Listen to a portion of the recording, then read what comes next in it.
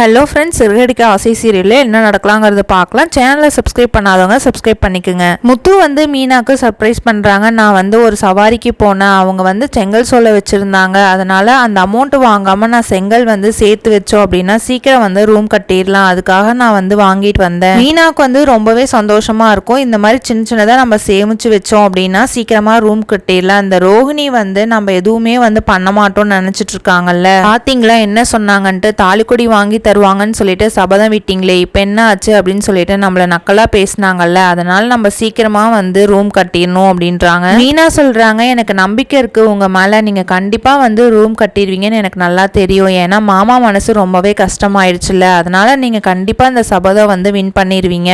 நானும் கஷ்டப்பட்டு பூவை வித்து 2 லட்ச ரூபா சேவ் பண்ணி வச்சிருக்கேன், அந்த அமௌண்ட்டு இதுல போட்டு சீக்கிரமா ரூம் கட்டிடலாம். நம்ம யாருங்கிறது ரோஹிணி மனோஜுக்கு காமிச்சிடலாம். அவங்க நம்மள ஒண்ணுமே பண்ண மாட்டேன்னு நினைச்சிட்டு இருக்காங்க அப்படின்னு பேசிட்டு இருக்கும் போது ரோஹிணி வெளியில நின்று கேட்டுறாங்க. ரோஹிணி மனசுக்குள்ளேயே இவங்க எப்படி ரூம் கட்டிடலான்னு பார்க்கலாம், நம்ம ரூம் கட்டவே விடக்கூடாது, ஏதாவது ஒரு பிரச்சனையை உண்டாக்கிடணும், ஏதாவது ஒரு பிரச்சனையை ஸ்டார்ட் பண்ணோம்னா இவங்களும் ரூம் கட்ட மாட்டாங்க. நம்ம பாட்டி சொன்ன மாதிரி யார் ஃபர்ஸ்ட் குழந்தை பெற்றுக்கிறாங்களோ அவங்களுக்கு தான் நகை போகும்னு சொன்னாங்க இல்லையா, அதனால அவங்களுக்கு போயிடுமோ அப்படின்னு சொல்லிட்டு நினைச்சிட்டு இந்த செங்கல் மொட்டை மாடியில தானே வச்சிருக்காங்க, இது ஏதாவது பண்ணி உடச்சி எரிஞ்சிடணும், அப்பதான் இவங்களும் கொஞ்சம் கொஞ்சமா சேவ் பண்ணி வைக்க மாட்டாங்க, ரூமும் சீக்கிரம் கட்ட முடியாது அப்படின்னு நினைச்சிட்டு இருக்காங்க. இதை ரோஹிணி போயிட்டு மனோஜ் கிட்ட போயிட்டு சொல்றாங்க, விடு ரோஹிணி, நீ எதுவும் ஃபீல் பண்ணாத, அவங்க ஃபர்ஸ்ட் கட்டட்டும், அவன் கட்டினதுக்கு அப்புறம் நம்ம மொட்டை மாடிக்கு போயிடலாம், அவங்கள நம்ம ரூமை எடுத்துக்க சொல்லிட்டு நம்ம புது ரூமுக்கு போயிடலாம், நீ ஒன்றும் கவலைப்படாத அப்படின்றாங்க. அடுத்து நம்ம ஸ்ருதி